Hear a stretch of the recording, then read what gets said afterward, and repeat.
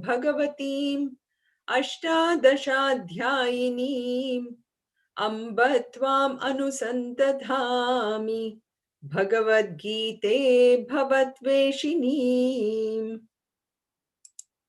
नमोऽस्तु ते व्यास विशाल बुद्धे फुल्लारविन्दायतपत्र नेत्र येन त्वया भारततैलपूर्णः प्रज्वालितो ज्ञानमयप्रदीपः प्रपन्नपारिजाताय स्तोत्रवेत्रैकपाणये ज्ञानमुद्राय कृष्णाय गीतामृतदुहे नमः। सर्वोपनिषदो सर्वधर्मान् परित्यज्य मामेकं शरणं व्रज अहं त्वा सर्वपापेभ्यः मोक्षयिष्यामि मा शुचः. So welcome to everyone for today's session of Bhagavad Gita. So we have been looking at the scene where Arjuna is entering into the field. The Pandavas and Sri Krishna have blown their conches. Krishna blew his Panchajanyam and Arjuna blew his Devadatta. Yudhishthira blew his Ananta Vijaya and Nakula blew his Sughosha and Sahadeva his Manipushpaka. And all the other warriors, the Raja of Kashi, Shikhandi, Drishtadyumna, Virata, Satyaki, everyone blew their conches so loudly, and it was such a divine feeling that the sound literally filled up the air. It just reverberated the heaven and the earth. And you could see that the sound that the conches made literally pierced the hearts of the Kauravas. It made their nerves and the veins which pumped their blood into their bodies. It began to almost burst with fear. Now, how can the Kauravas really remain fit enough to put up such a fight? So this brings to literally a tipping or a turning point.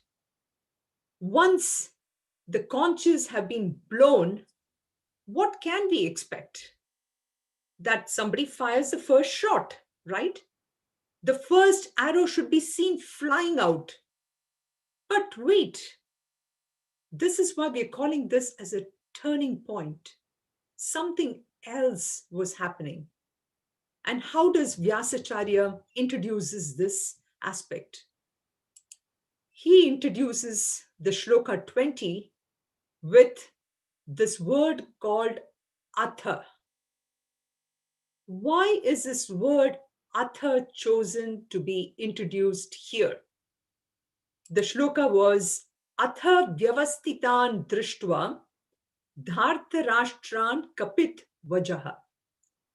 So the word atha is a very, very important word.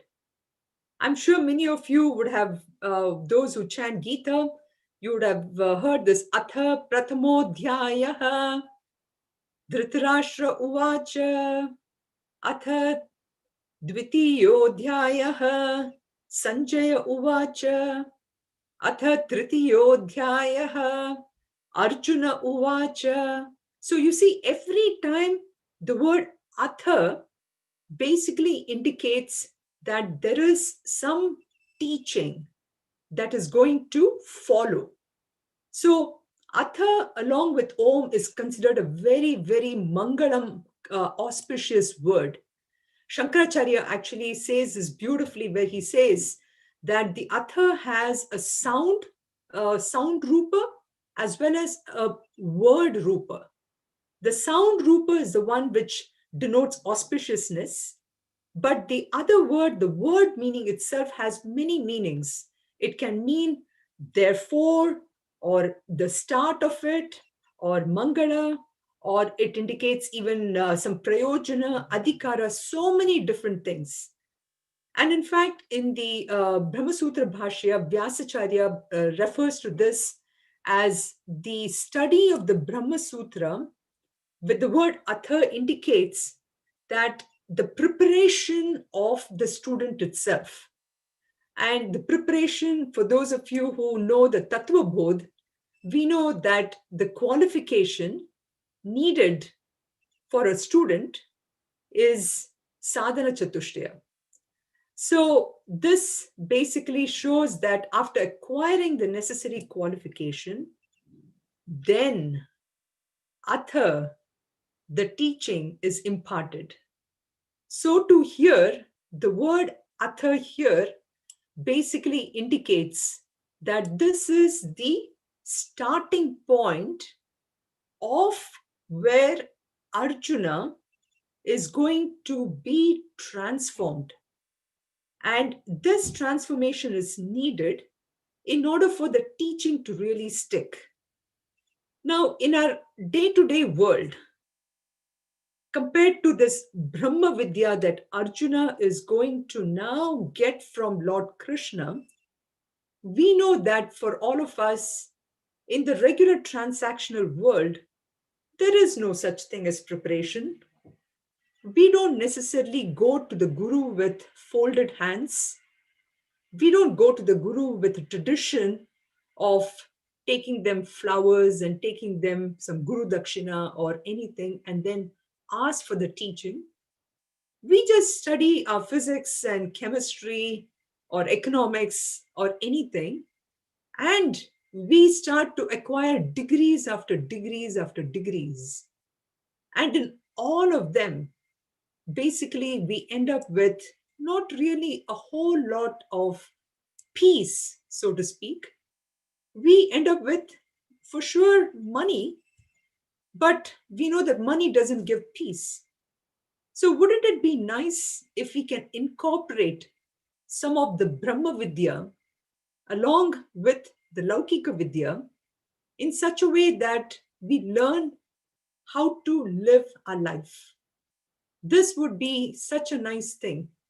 So if Gita could be introduced in schools and everything, that would be so great. But here, that is what this atha literally means, is where we see Arjuna, who is this dynamic hero, is soon will need to undergo a transformation in order for really understanding his own purpose as a warrior. So that's what we are going to see in these shlokas.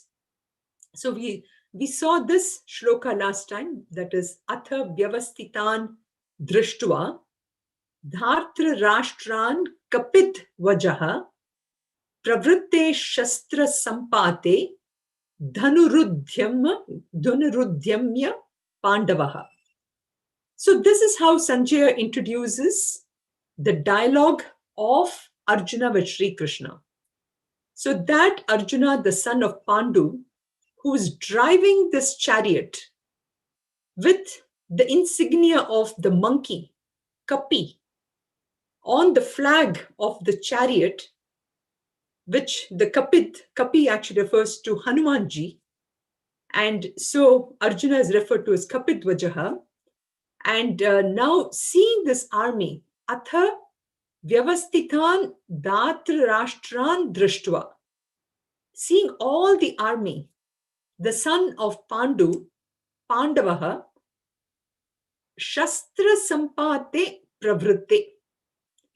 Before the start of the war, even though the conches have been blown, he saw that the people are now ready to use their instruments. Dhanuhu udyamya. Dhanuhu udyamya. That is, they have just taken up the bow and they are literally are going to tie it and they're getting ready. At this point, Sanjaya is telling Dhritarashtra, O Mahipate, O Mahipate, meaning the O Lord of the earth. You can see the plea with which Sanjaya is calling Dhritarashtra. indicating that even now it is not too late. Even now we can call off the war. Why can't we do that? So with that in mind, Sanjaya, just that word indicating the plea, he says, Rishikesham tada vakyam idam. So we have Arjuna who is directing his words to Rishikesha. Rishikesha referring to Lord Krishna. Rishikesha, we analyzed that last time, which is Rishikanam Ishaha. That is the Lord of the senses, Lord of the Indriyas. And this is an important word that is given to Krishna at this time, because you have just indicating how much that this Lord of the senses, the Lord who has such a control in the senses, is able to understand what is happening in Arjuna's mind. So that's why this word Rishikesham, which is used, is so beautiful. That Rishikesha, who is the Lord of the Antakarna. So to that Lord, you have Arjuna, who is addressing him with these words. And that is, Arjuna is telling Krishna, Senayor Ubayor Madhye Ratham Stapaya Me Achyuta. Another beautiful word for Lord Krishna, Achyuta.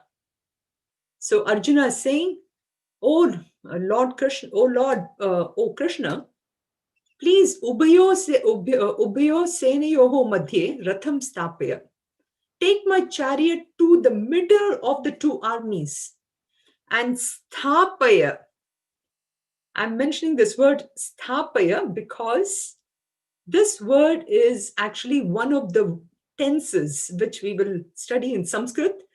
It is in one of the tenses, which is an instruction tense, or lot lakar. So Arjuna is literally directing Lord Krishna. This is one of the few times that Arjuna is acting like a master, and you have Lord Krishna acting as the charioteer. And the word Achyuta is so beautifully chosen here because Achyuta means never failing. You can always depend on him. When I completely surrender to Lord Krishna, then he is never ever going to fail me. And this we have seen in Mahabharata. We discussed that last time too. But the second meaning of Achyuta is also, it means one who is ever free. And the only person who can be ever free is that Lord himself. Nitya, he is Nitya Muktaha. So he is at Achyuta, where Arjuna is asking Lord Krishna to take his chariot and make it and let it stay in between the two armies.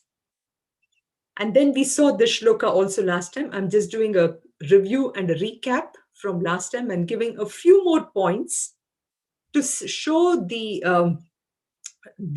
how the scene is developing for Arjuna to get transformed. Yavadetan niriksheham yotu kaman avastitan kaimaya saha yodavyam asmin rana samudhyame. So he wanted that chariot to be right in the middle of the two armies, for he wants to now clearly see Yavad etan niriksh aham, that I, niriksheham, who is here? Yotu kaman vastitan, yotu kaman vastitan, indicating who is the one who is really coming here to fight. I want to know them. Again, you see this Arjuna who's so confident, who's so dynamic, who's so well prepared himself, finally, for that day, in order to fight. So, Asmin Rana Samudhyame. I want to know who is there with whom I have to fight in this huge Mahabharata war. Tell me who I have to fight. He's telling Krishna. So bring the chariot in front of the people. I want to see the people who have come here. And let's see who has the guts to fight with me. Who is out of their mind to fight with me?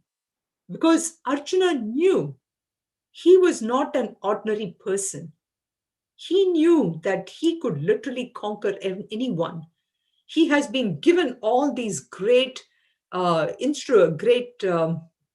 weapons, the Gandiva bow, and he has all the powers which has been given to him, so he can fight anyone. So he has that tremendous confidence, and not only that, they have suffered for so long, for so many years. So he has all that feelings within him, and he just can't wait to start. But yet, you would have expected him that as soon as the conch is blown, that he would start firing the arrows, right? But he didn't. He wanted to actually see the people. Now, that is the first step towards really for, you would say, a viveki. A viveki, or a person who has the power of discrimination, will pause, will take the time before he jumps into something. And that's what Arjuna was doing here. Now, when he directed Krishna to take that chariot there, and Krishna could understand everything that was going on in Arjuna's mind, but you will see soon how Krishna also prepares the field for Arjuna to give up his ego. And let us see that further. So Arjuna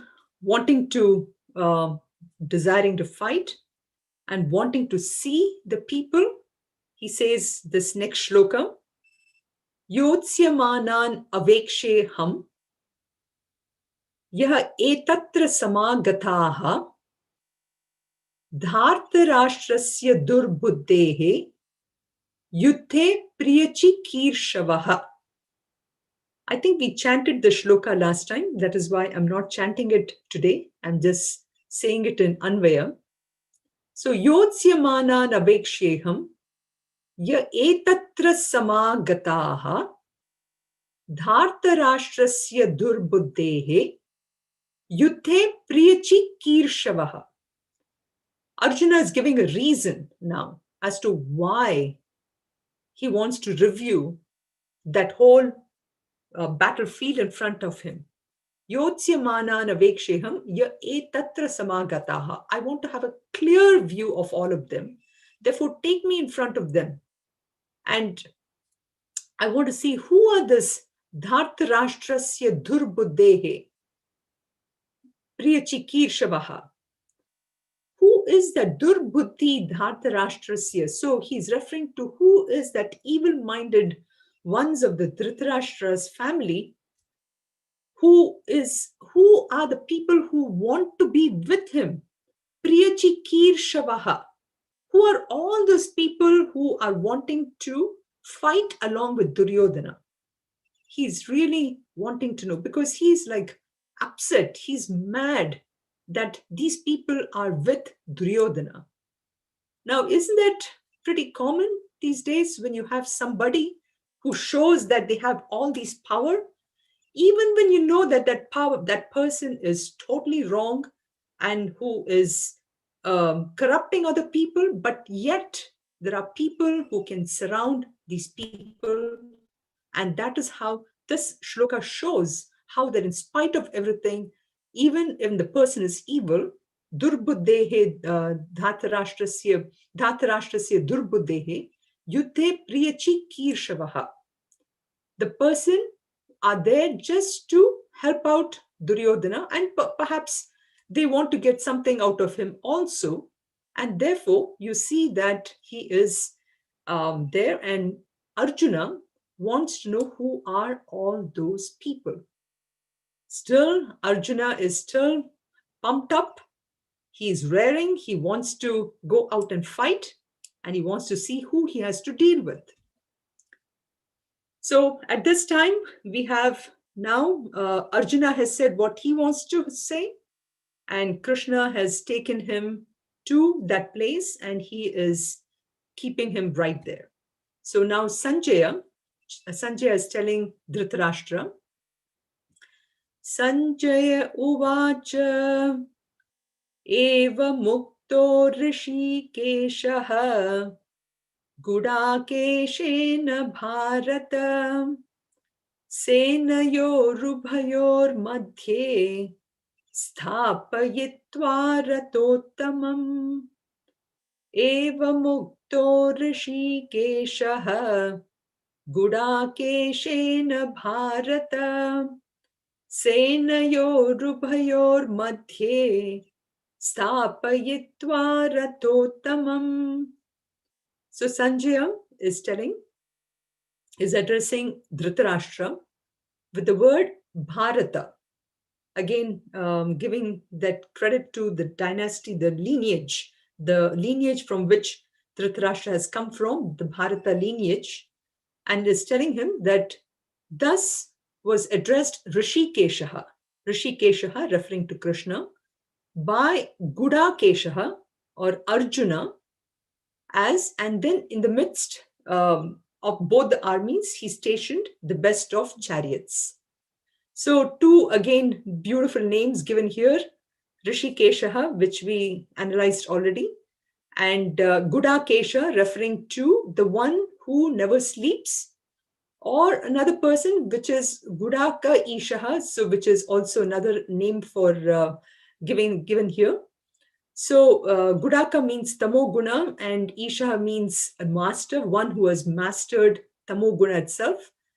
And so this, some commentators would argue that, well, whether they would give this as an epithet for Arjuna, because you would expect that great people, or people who are extremely alert, and everyone would not necessarily would be in total control of their sleep. It was said that Arjuna could control his sleep. At any point in time, he could just get up and do whatever he wanted. And whenever he wanted to go to sleep, he would just catch a few hours of sleep. And we know even in this day and age, there are people like Mahatma Gandhi, for example, whom we have heard could probably get by with just 4 hours of sleep. And I think even in the current times, we have, I heard somewhere that Narendra Modi, for example, can also can sleep with just get by with just 4 hours. So there are people who can do this, and therefore some commentators disagree that Arjuna should be called as Gudakesha for this one reason. But be that as may, he definitely was a great dynamic warrior, and who was able to have that control on tamas. So we have Sanjaya saying that Krishna positions this chariot, and you can see the word that Sanjaya uses to describe the chariot. He says Rathottamam, or Ratha, the best of chariots, Uttamam, Uttama Rathaha, the best of chariots. Again, indicating a softness that Sanjaya has for the Pandava family. So, so knowing now Arjuna's weakness, Krishna, as you know, can read Arjuna's mind, right?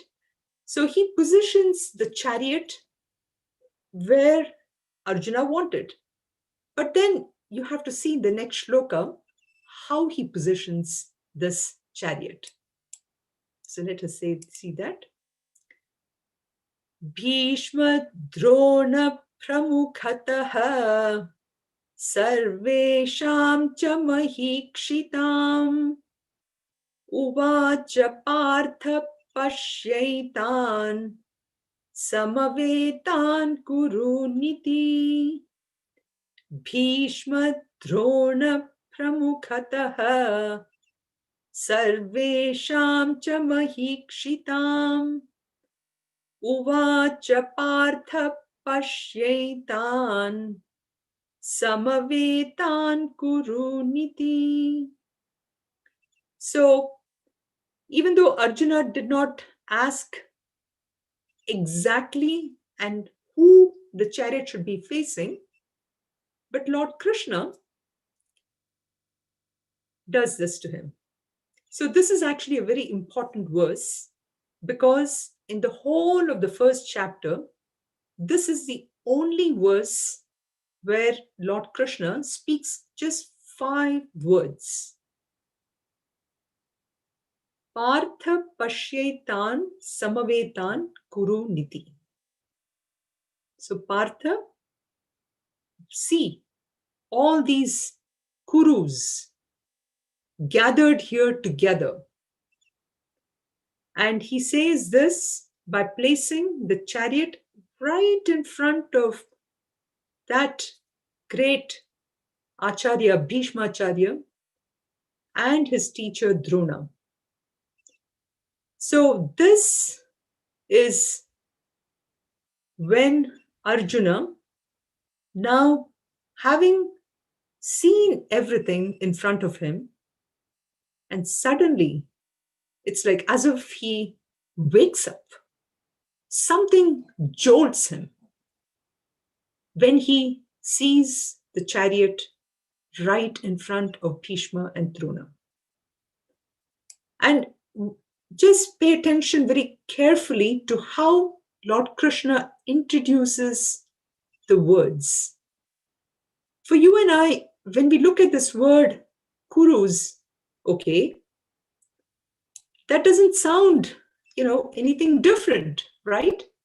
But we have all these great commentators like Madhusudan Saraswati and Anandagiri and so many different people who have analyzed these shlokas and who have studied the Mahabharata so much and who have so much of sattva in them that they can actually bring the meanings out to us. So Sri Krishna here, you see, in previous verses, we would have seen about how really the Kauravas were introduced. I'm sure some of you would have paid attention to this. In I think in Shloka 19, he introduced them as Dhritarashtranam, that is all the people associated with the Dhritarashtra, or Dhritarashtrasya putraha, the sons of Dhritarashtra. Or it may be even something else. Sanjay would have introduced them in a very different way. But Sri Krishna introduces him as Kurus. The minute he says Kurus, you see, friends, both Pandavas and Kauravas actually, they all come under the Kuru dynasty. So this word Kuru suddenly jolts Arjuna. And he looks around, and now what happens? He sees first Bhishma and Drona. And Sri Krishna was very, very smart. He did not bring Arjuna in front of Karna or in front of Duryodhana, because he knew that if he brings him in front of Karna or Duryodhana, Arjuna would be even more, his blood would be even boiling even more, and he would be so ready to fight that this whole Mahabharata war would have been over by now, and we wouldn't have been able to learn the entire Gita. But then Sri Krishna stations him in front of Arjuna, Drona, and Bhishma, and he uses the word Kuru, indicating that he belongs to this Kuru family. And who is there in front of him? Who is there behind him? Who is there around him? It is all his own family. So in the next shloka, you see how now Arjuna is shaken. He recognizes suddenly that now it is not that he's facing totally somebody else. He's seeing his own family. That Tatra pashye stitan partah. Tatra pashye stitan partah. Pitrunatha pitamahan. Pitrunatha pitamahan. Acharyan matulan bhratrin. Acharyan matulan bhratrin. Putran pautran sakhims tatha. Putran pautran sakhims tatha. So Partha, another name for Arjuna, referring to the son of Pritha. Pritha is none other than Kunti. So that Partha, when this chariot was there right in the middle of the armies, who does he see?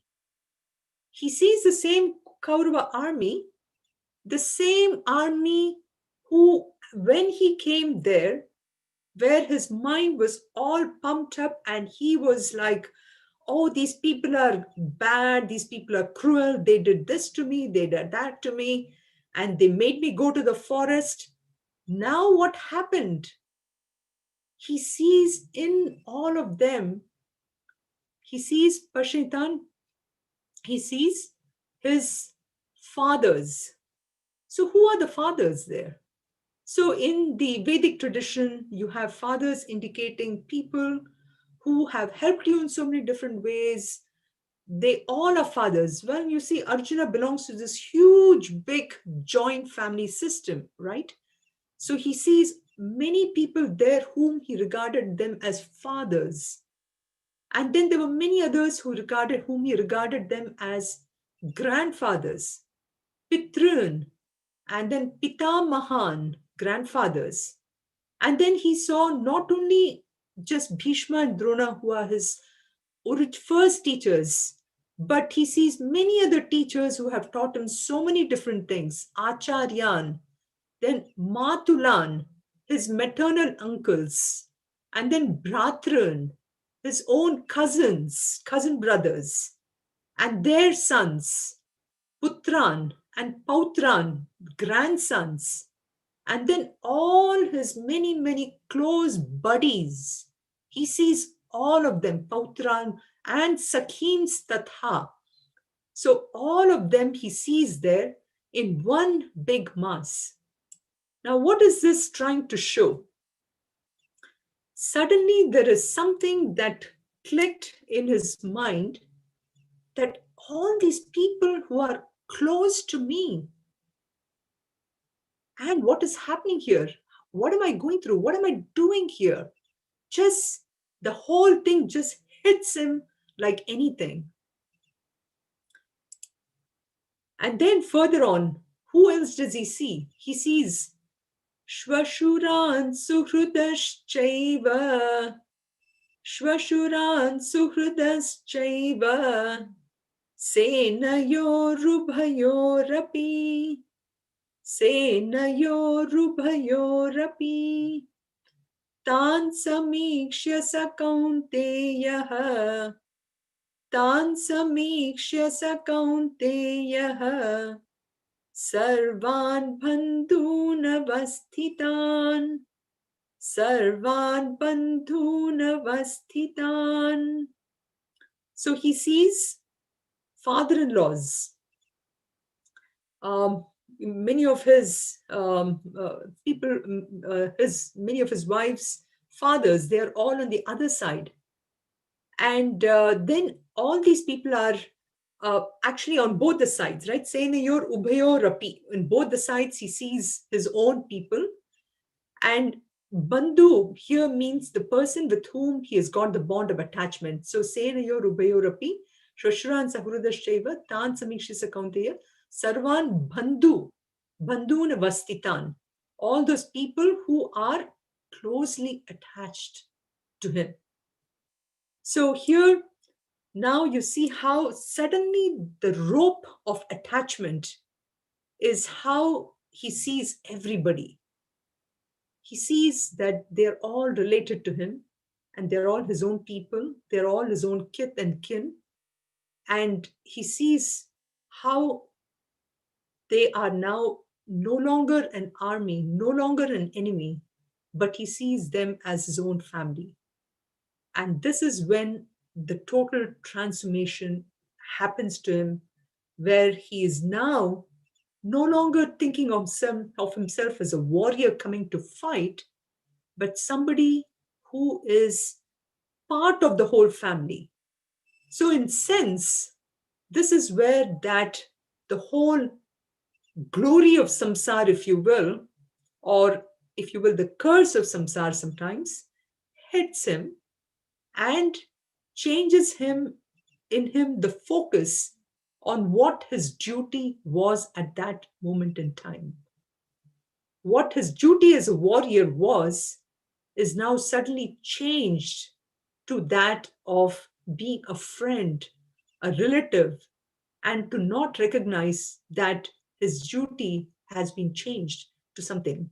So he now took his position as being a family person much, much more seriously than the fact that he was a warrior. So then what did that lead to? What did that transformation do to him? What was the emotion that he was going through? Earlier, his emotion was full of courage, valor, that he had to fight. There was so much amount of rajas in him that he had to do it.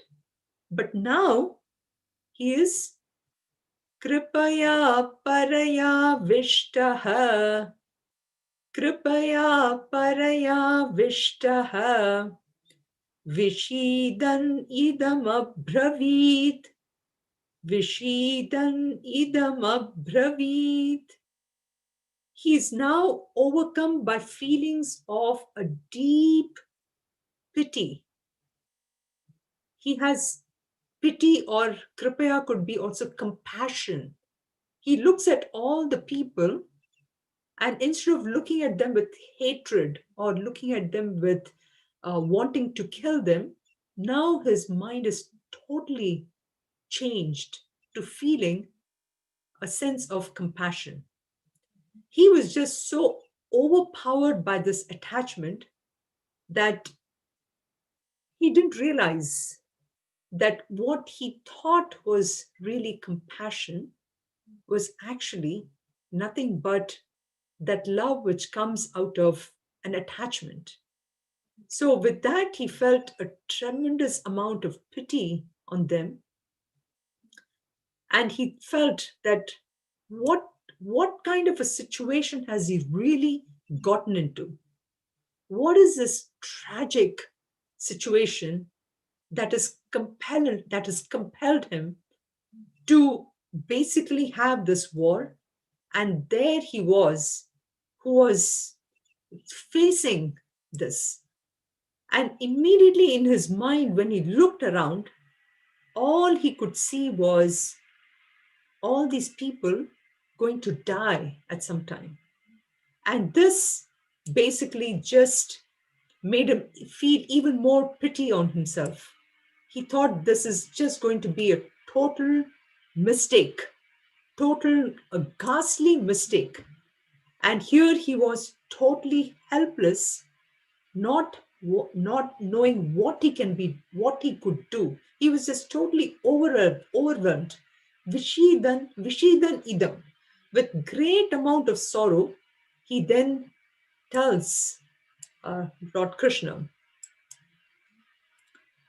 Arjuna uvacha, Arjuna uvacha, Drishtve swajanam Krishna, Drishtvevam swajanam Krishna, Yuyutsam samupasthitam, Yuyutsam samupasthitam. So having that pity, or having that great compassion, which was driven more by his attachment, he says these words, seeing all these people in front of me, O Krishna, who are all so eager to fight. He continues to his narrative here. Sidanti mama gatrani, Sidanti mama gatrani, Mukham cha parishushyati, Mukham cha parishushyati, Vepatushcha sharire me, Vepatushcha sharire me, Roma harshascha jayate, Roma harshascha jayate. So he's describing his emotions that he's going through as he's talking to Krishna.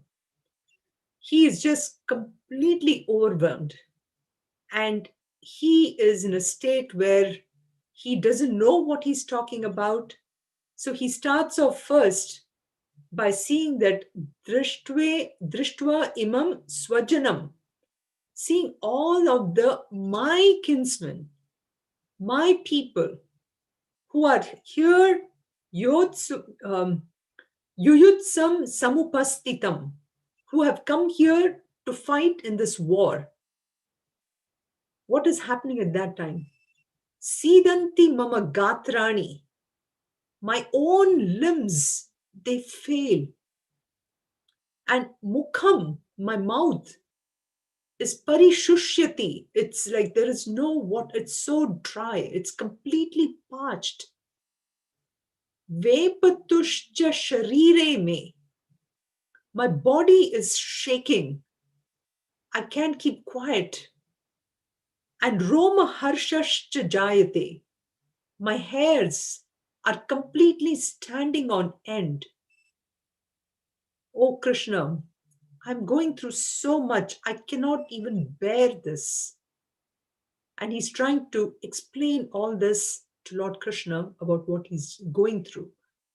It is, as you would call, a psychologist probably would call this, is nothing but a hysterical coma.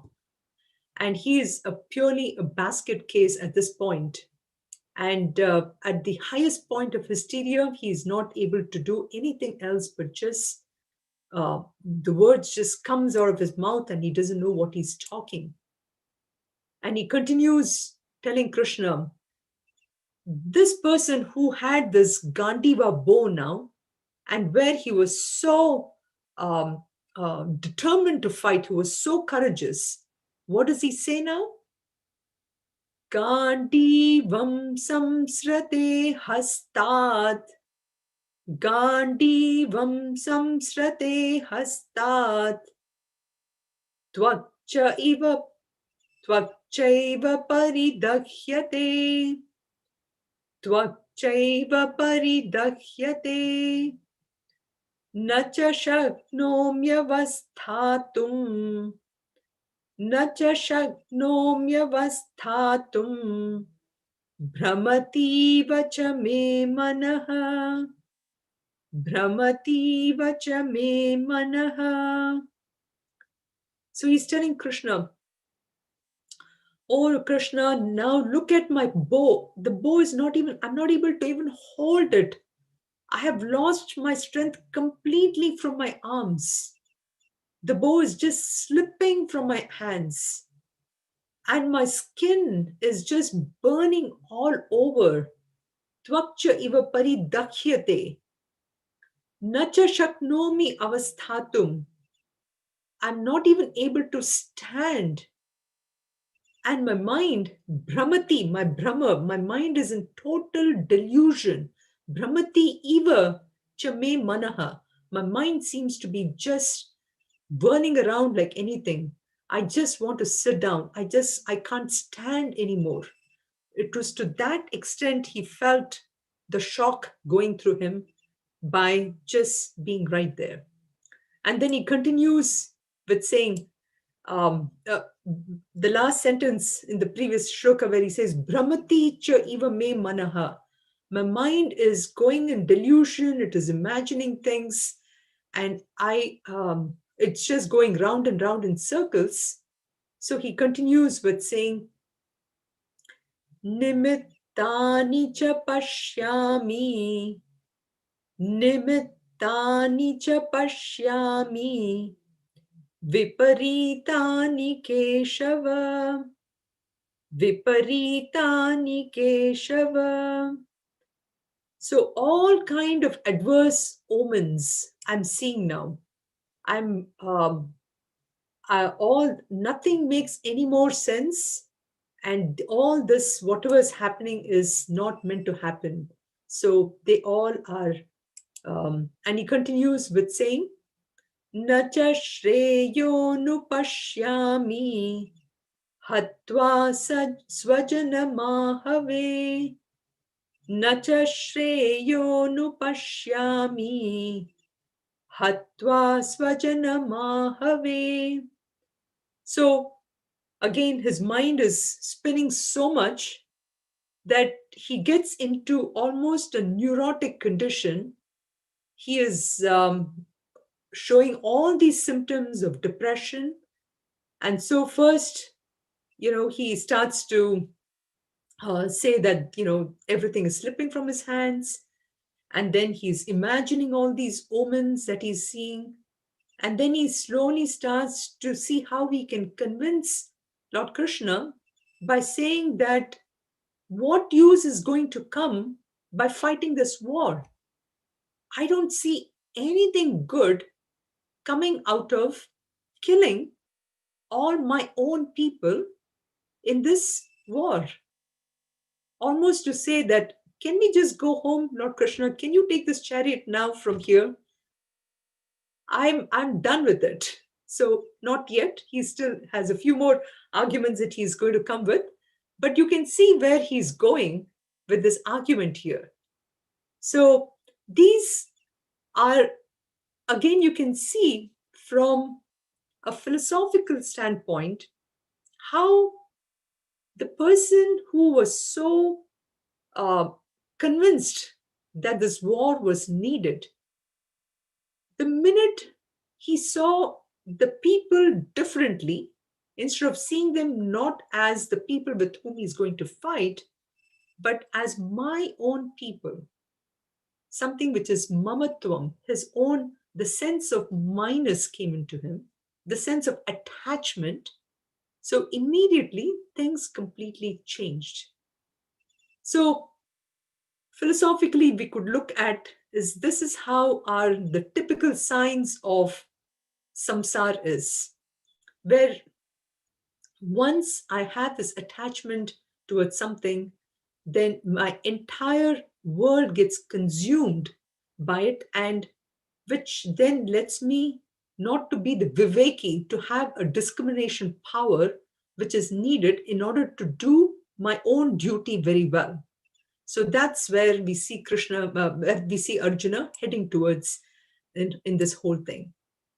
So he continues his arguments here by saying that Nakangshe Vijayam Krishna, Nakangshe Vijayam Krishna, Nacha Rajyam Sukhani Cha, Nacha Rajyam Sukhani Cha, Kim no Rajyena Govinda, Kim no Rajyena Govinda, Kim bhogai jividena va, Kim bhogai jividena va.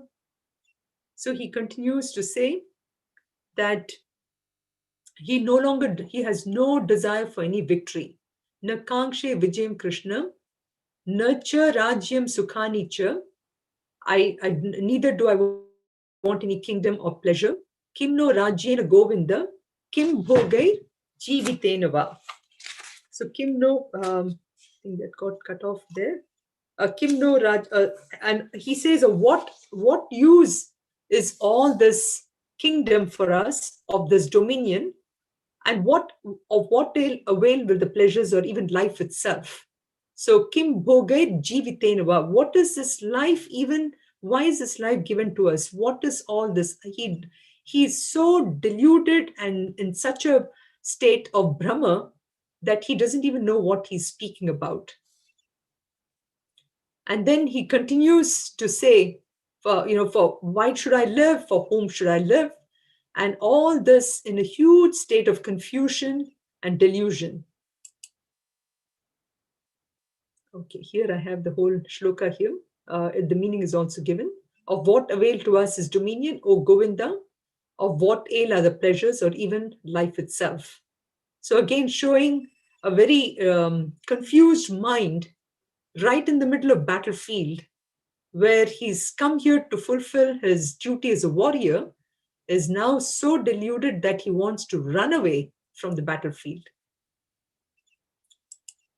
So he continues again by saying, Yesham marte kangshitam naha, Yesham marte kangshitam naha, Rajyam bhoga sukhani cha, Rajyam bhoga sukhani cha, Ta ime vastita yuddhe, Ta ime vastita yuddhe, Pranam styaktva dhanani cha, Pranam styaktva dhanani cha. Again, trying to solidify his arguments, he's trying to tell Krishna, for whose sake now do I need this kingdom? As you know, when they came back from the exile, Duryodhana refused to give them even that much land which can be on the top of a needle. Okay, not even that much land was Duryodhana prepared to give it back to them. Duryodhana was neither prepared to give back their own Indraprastha, but neither anything. So here, Arjuna is now trying to convince Krishna, saying that, he doesn't need anything. He just wants to get away. He just doesn't want to kill anyone. He would rather not do that. And he says, for whose sake do I need a kingdom or enjoyment or pleasure? Those very ones, they stand here in battle having renounced life and wealth, because he knew that if the battle were to take place, he would have to kill everyone, and they have already given up and come here. So who is he to take their own lives? So that was another argument that he gives. And continuing on, he says, Acharya pitarah putraha, Acharya pitarah putraha, Tathaiva cha pitamahaha, Tathaiva cha pitamahaha, Matula shvashurah pautraha, Matula shvashurah pautraha, Chala sambandinastatha, Chala sambandinastatha. So again, he's looking at the people, and he's now naming at all those people as his own relatives, Acharyaha, teachers, then Pitraha, fathers, Putraha, sons, and then grandfathers, Pitamahaha, Matulaha, maternal uncles, Shvashuraha, father-in-laws, Shyalaha, grandsons, that be brother-in-laws. Pautraha is grandsons, Shyalaha is brother-in-laws, and further on, all the other sambandhis. He continues to saying that all he's seeing is his own people everywhere. Again, showing the strong bond of attachment, which is now causing a huge confusion in his mind, and the confusion being so strong that even his own duty as a warrior, he's not able to recognize his primary duty. So then continuing on, he says, Etana hantumichhami, Etana hantumichhami, ichhami gnato gnatha api madhusudana gnanto api madhusudana gnatopi madhusudana api trailokya rajyasya heto kim nu mahi krute heto kim nu mahi krute. So he says, etan na hantum ichhami. I do not wish to kill them, even though I may get killed by them. Natopi api madhusudana. Even though killed by them, O Madhusudana, I do not want to be the one to perpetuate this crime or the sin of killing them. Api trailokya, that is even 3 lokas. Api trailokya rajasya, even if I get all the rajas, all the kingdom, all the dominion over all the 3 worlds, heto kim nu mahi krute, how much less for the sake of this world. Even if I get all that, I don't need this. So that's another argument.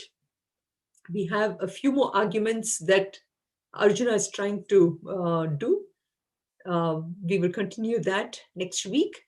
And we will also see a little more on the philosophical significance of how Arjuna is being affected by this scene in front of him. Okay, so with that, we'll stop here. And if anyone has any questions, please feel free to send me. And our next session will be next Wednesday. And if anyone wants a copy of the presentations, I would be happy to share. Please send me an email and I can give you access to the Google Drive where I'm putting all these presentations.